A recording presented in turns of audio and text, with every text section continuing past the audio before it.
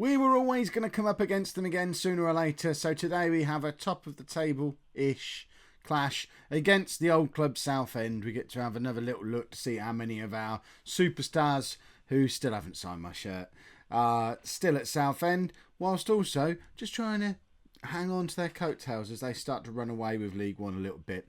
Also, in other news, I don't mention it very much on here, but I do a daily vlog. If you've never watched it, go and check it out. There's a link to it down below. And if you've checked it out like a month ago and thought it was rubbish, have a look at the stuff we've been doing over the last week or so. I'm slowly starting to learn how to vlog. And it's worth checking out.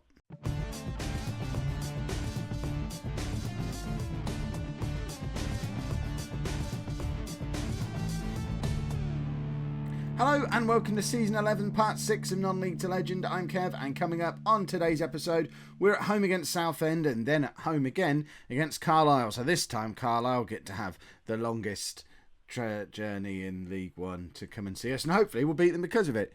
The league table makes me sad because we've got my old club Southend, who we play today, are clear at the top with a game in hand. That game in hand is against us, so we can help them go even further clear at the top. And I'm in two minds about whether we want to do that or not, or three minds really, because I still have a lot of affection for Southend. I have a Southend shirt upstairs.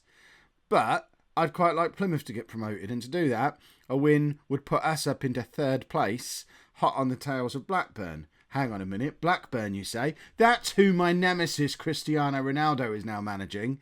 So that then makes me want to let Southend win again, because I cannot have that man win the title.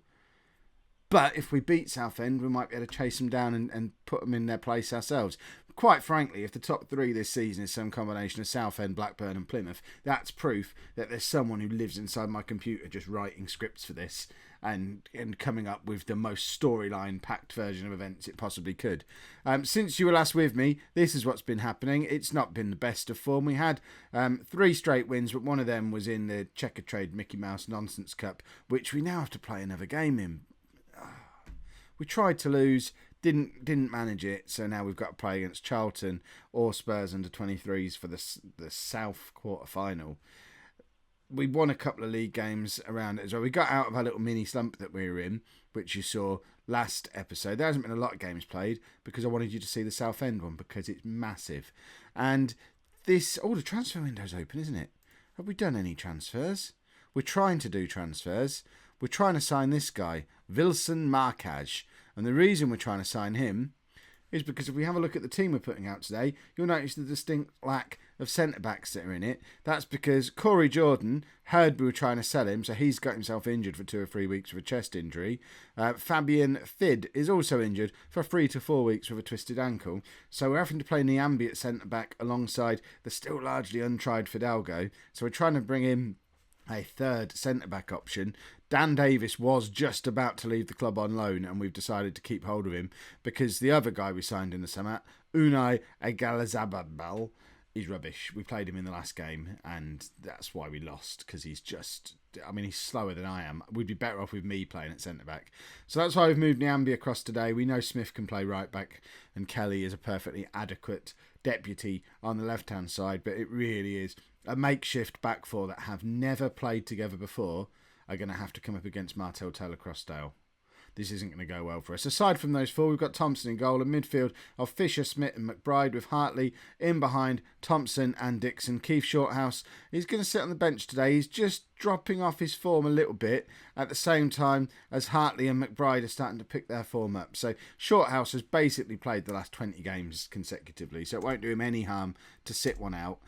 Plus, he's there to come on if we need him, and he'll be there for the Carlisle game. We're starting to think in terms of rotation. We're playing a lot of games at the moment, especially as we can't get ourselves knocked out of that stupid cup.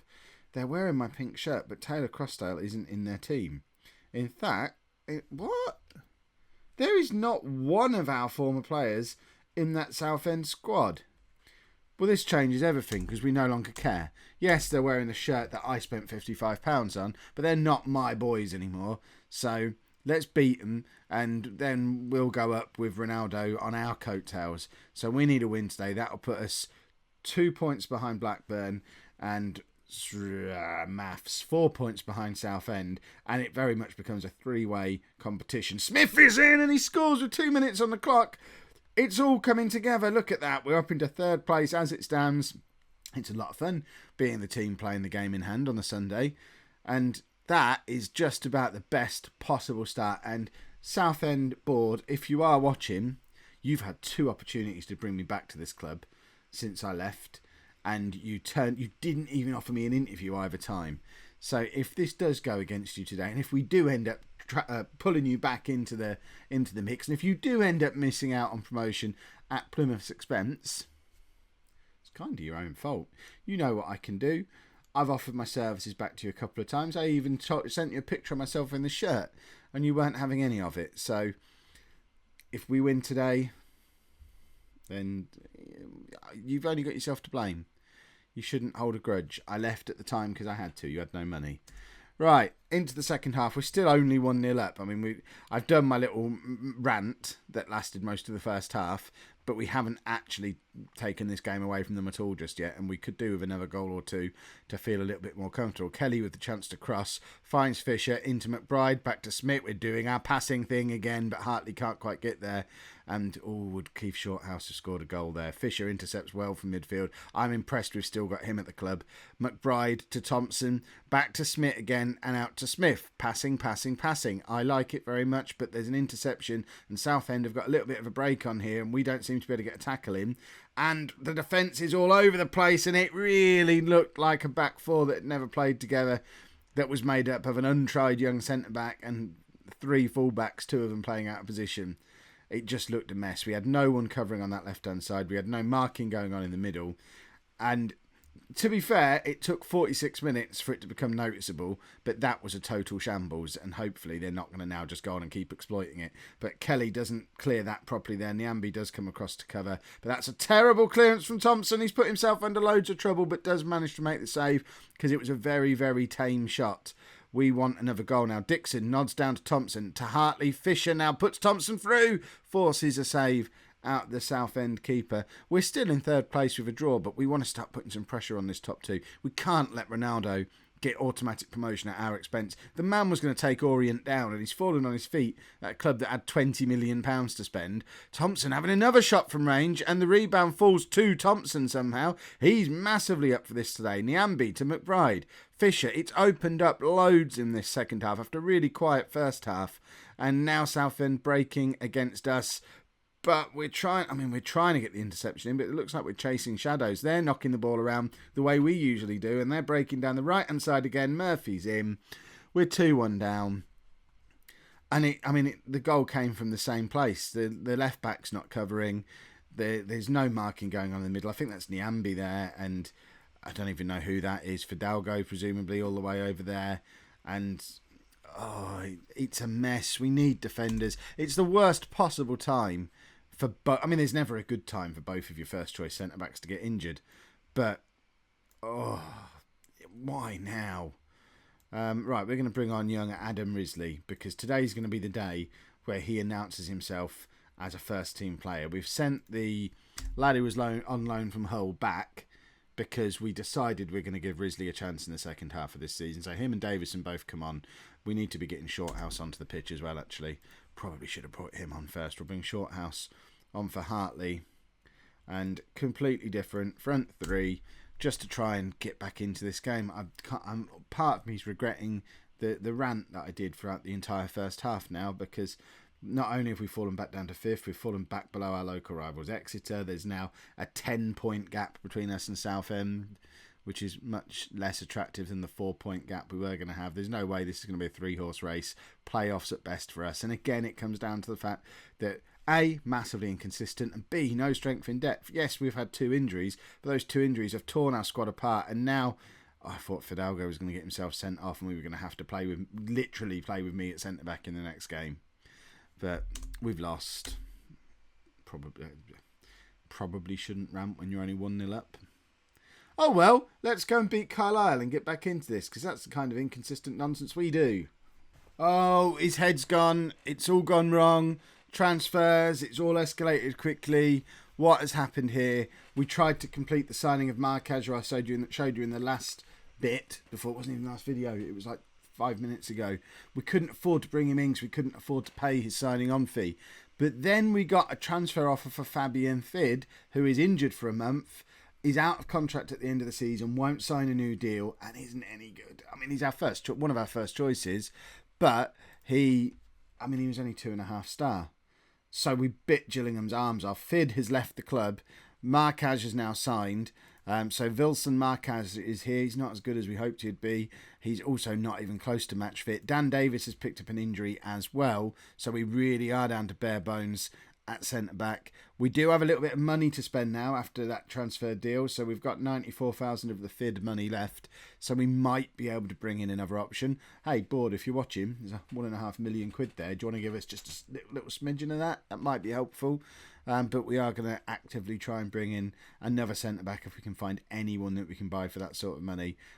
I realise this all might be mental, but at least we've got a fit-ish player now. I mean, he's 56% match fit, so he can't come straight into the side. But we've got a youth team player on the bench. Colin Hogg is a youth team left-back who looks like he's going to be quite good, actually. We've got yet another decent left-back. He played earlier in the season and got an assist. So we are absolutely scraping the barrel for defenders. If we're not careful, Luke Ayling's going to have to play, and he's older than I am. So, changes for this game. I mean, we've swapped Fidalgo and Nyambi round. You never know, that might have been the problem last time. Shorthouse comes back into the midfield as well, but other than that, we do nothing. Because, I mean, we were okay against Southend. You've got to remember, Southend are the best team in the division. And they're running away with it a little bit. They're 5 points clear, and they're 5 points clear of a Cristiano Ronaldo team. So that will quickly become 10 and 15 points clear. So it wasn't that much of a disaster. We only lost because of the defence that we put out. They were torn apart twice. We can't do anything about that. We don't have any other defenders. So I don't think we need massive changes to the rest of the team. And Dixon's showing you exactly why. That's his 17th goal of the season. And as if by magic, we're back up to 3rd place in the league again. I realise it's early in the game and there's every chance the teams that were above us might be able to get back into it and make it look slightly less impressive. But if we end the episode 3rd in the league with only a Ronaldo team ahead of us, that's as good as champions. I mean, 5 points against his lot, no fear at all. And when we catch them, I'm doing it again, first half promo. When we catch them, when we put Cristiano Ronaldo in his place, those T-shirts I promised you last season, they'll become a reality. Right. Oh, I thought we were going to consider... So every time I mention merchandise, don't tell him you're going to sell T-shirts, Kev, especially ones abusing Cristiano Ronaldo, who has been described in the the comments as the Moriarty of this series, and he absolutely is. He's my nemesis. He is evil, and I have started tweeting at him and voicing my displeasure. So I'm assuming he doesn't know what's going on, but he might watch the series. He might understand. Right. What? This is the same situation we were in the last game. We're 1-0 up after an early goal, and we're not killing teams off when we're the better side. At the moment, we're comfortably the better team in this game, but with the dodgy defence that we've got, we know they can strike at any moment. They're coming at us now to prove it. Fisher comes in again. If we've still got him at the end of the transfer window, we'll get promoted. He is a quality midfield player. Shorthouse intercepts, finds space, shoots from range, should have done better, but that's why we have Shorthouse in the side, because he has magic in his feet and he can just do stuff like that at a moment. So yeah, I know he missed. It wasn't that impressive. Right, Thompson's coming off. Davison will come on for him. And then we'll also bring on McBride. And we're just going to swap those two around and have a little bit of Shorthouse behind the front too, because we like him there. He's even more dangerous in that position because of the aforementioned magic in his feet. Right, Smith to Shorthouse to McBride. I want to bring the new lad on. I know he's not close to match fit, but I really don't like having to play Nyambi at centre-back. I want to get him back out at right-back where he is an attacking threat that Smith really isn't from that right-hand side. Dixon now finds Davison. Davison scores. It's 2-0. And I think that probably is my cue to bring on the new centre-back. We've got 10 minutes left. We can't blow it from here, surely. We'll just watch the goal again. Dixon slots Davison through. Davison's just reminding me again that I really should be playing him from the start because he's so good whenever he comes on. But he's going to have to do things the hard way. Read about the history of Martel Taylor-Crossdale. Getting into the team the hard way is no bad thing. Right, we're going to take Kelly off and bring Marquez on and just rearrange his defence to how it's supposed to be. we have two young players who don't speak any English at centre-back at the moment. That can't go wrong. But at least Nyambi's back up where he's supposed to be. Smith's back over on his preferred side. And there you go, Marquez makes a little clearance as well. He might end up being a superstar. He's got lots of potential. That's always a good thing. Fidalgo to Dixon. Davison's in space, but we can't quite get to him. And Marquez was so far out of position there, it was untrue. And the player just dipped in behind him to where he was supposed to be.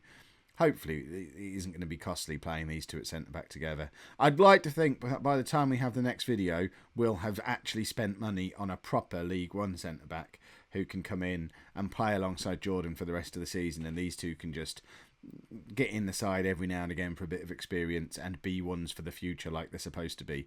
Right, Davison, and that nice little bit of covering work there from Fidalgo. We've won 2-0. We are up to third at the end of the episode. As promised, we are 10 points behind Southend, which isn't quite what we promised. And it looks like we're playing Charlton in the next round of the stupid cup that we want to get knocked out of. They must have beaten Tottenham under 23s. I mean, if we win the next round, we might actually start to want to win it. But I just know as soon as we come up against anyone any good, I mean, look, Liverpool and Man United under 23s are still in it.